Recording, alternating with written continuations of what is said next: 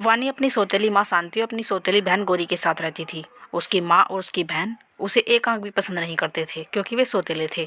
वानी अब बड़ी हो गई थी तो उसके पापा को उसके शादी की चिंता हो गई थी। पर अच्छा, तो आज इसे फिर कोई लड़का देखने आ रहा है।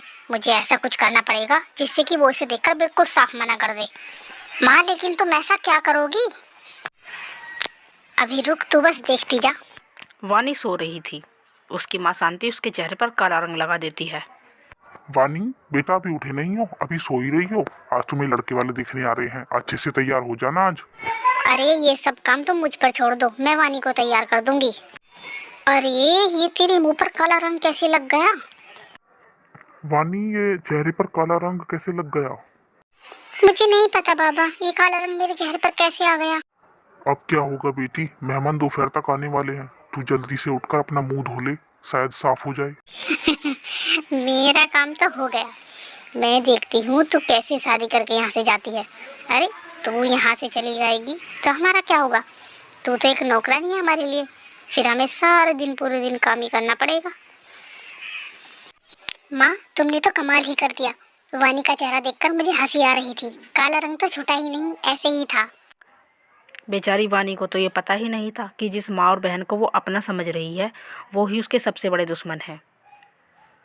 फिर एक दिन शाम को, देखिए, आप बुरा मत मानिएगा, अभी मेरे पति के आने में समय है, इसीलिए मैं तुम्हें अपनी बेटी वानी के बारे में एक बात बता देना चाहती हूँ।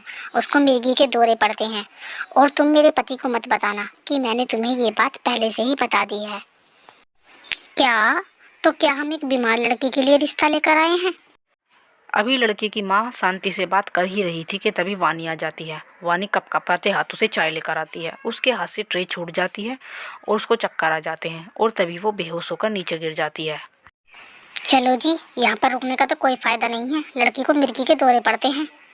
अरे क्या हुआ, कैसे चल दिए? अरे मुझे आने में थोड़ा टाइम लग गया, रास्ते में जाम था इसीलिए टाइम लग गया। आओ बैठो, कहाँ जा रही हो इतनी जल्दी?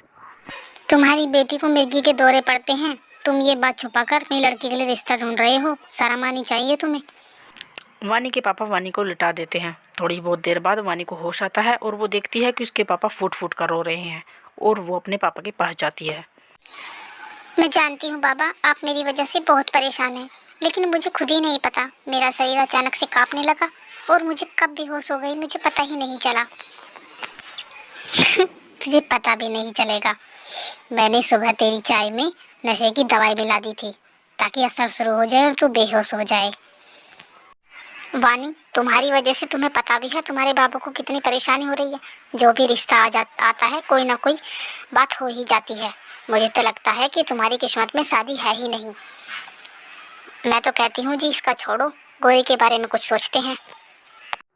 बस भी करो, और कितना सुनाओगी? उस बेचारी का इसमें क्या दोष है? वानी जोर जोर से रोने लगती है और घर से बाहर चली जाती है। चलते चलते उसे पता ही नहीं चलता कब वो नदी के किनारे पहुंच जाती है। तभी सामने से उसे एक बूढ़ी माँ नजर आती है आती हुई। अरे ये बूढ़ी अम्मा तो नदी में गिर जाएगी। अम्मा रुको, उधर मत जाओ, उधर नदी है, तुम नदी में गिर जाओगी। अच्छा हुआ बिटिया तूने आवाज लगा ली, आंखों से अंधी हूँ ना, कुछ दिखाई नहीं देता, इसीलिए ये नदी भी नहीं दिखाई दी। आपको कहाँ जाना है अम्मा? आओ मैं आपको छोड़ देती हूँ।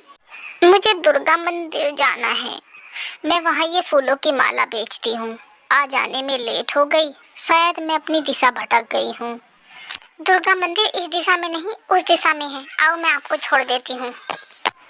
खुश रहो बेटी, जीती रहो। क्या नाम है तुम्हारा? मेरा नाम वानी है। बातों ही बातों में वानी की आंखें भर आती है और वो अपना सारा दुख उस बूढ़ी अम्मा के सामने कह देती है। अम्मा, आपका मंदिर आ गया, कहाँ बैठती हैं आप? वो वहाँ पर पेड़ की छाँव में बैठती हूँ, वहाँ बैठकर फूलों की माला बनाती हूँ और बेचती हूँ। अम्मा ये लो, आपके लिए मंदिर से ठंडा पानी ले आई हूँ, और प्रसाद बट रहा था ये भी मैंने आपके लिए ले लिया है। बेटी तुम बहुत दयालु हो, और ऐसे इंसान की भगवान हमेशा मदद करते हैं जो दूसरों की मदद करना चाहते हैं। ये लो फूलों की माला, तुम जब भी इसको पहनोगी एक सुंदर वेशभूषा में आ जाओगी, और इसको पहनने के पश्चात तुम्हारे ऊपर कोई भी किसी भी तरह की बाधा असर नहीं करेगी। लेकिन तुम ये फूलों की माला किसी को मत दिखाना, ठीक है अम्मा, मैं इसके बारे में किसी को नहीं बताऊंगी। आपका बहुत बहुत धन्यवाद। अब मैं चलती हूँ। वानी उस फूलों की माला को लेकर घर चली जाती है। बूढ़ी औरत उसे देखकर मुस्कुराती है, मानो कि वह कोई दिव्य शक्ति हो और वो वानी की मदद करने ही वहाँ पर आई हो।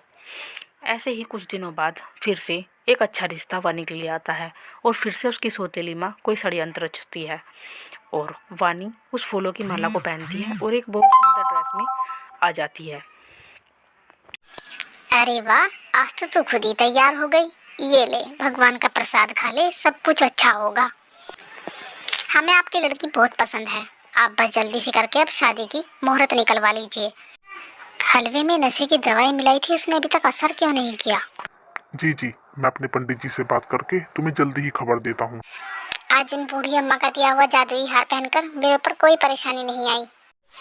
अच्छा, तो इस जादुई हार को पहनकर वानी पर उस दवाई का कोई असर नहीं हुआ। मैं आज इस हार को ही तोड़ दूंगी। माँ, जल्दी से हार को तोड़ दो, वरना वानी आ जाएगी। वानी घर से बाहर गई हुई थी और उसकी सौतेली माँ ने हार को उठाकर तोड़ दिया। कोई तभी बचाओ अचानक मुझे, आग लग मुझे गई बचाओ, और कोई वो बचाओ। जलने लगी। अरे माँ को बचाओ, माँ जल जाएगी। अरे गोरी, ये सब क्या? माँ के चारों तरफ आग। वानी जल्दी से बाल्टी की पानी भर के गिरती है और आग बुझ जाती है।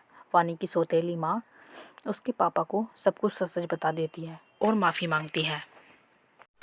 मुझे माफ कर दे वानी, मैंने तेरे साथ बहुत बुरा किया है। किसी ने सच ही कहा है, बुरा करने वाले के साथ बुरा ही होता है। वानी अपनी माँ को माफ़ कर देती है और फिर कुछ ही दिनों बाद धूमधाम से वानी की शादी की जाती है।